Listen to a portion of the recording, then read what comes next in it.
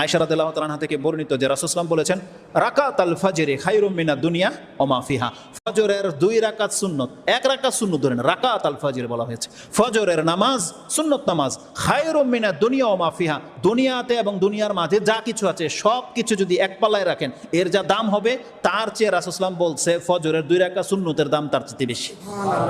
তার মানে নিয়ামতটা কি দেখেন, এটা হলো এইভাবে, আপনি একটা চেক, একটা টাকা, এটা কিন্তু একটা চেক, 5 টাকা 10 টাকা একটা চেক দোকানে দিলেন, দেওয়ার পর আপনাকে কি দিল, যেটা আপনার প্রয়োজন ওটাই নিয়ামত। কিন্তু খেতে পারলেন, পানীয় নিলেন, আপনার ব্যবহারে প্রসাধনী নিলেন, যাই নিলেন, নিয়ামত কিনা?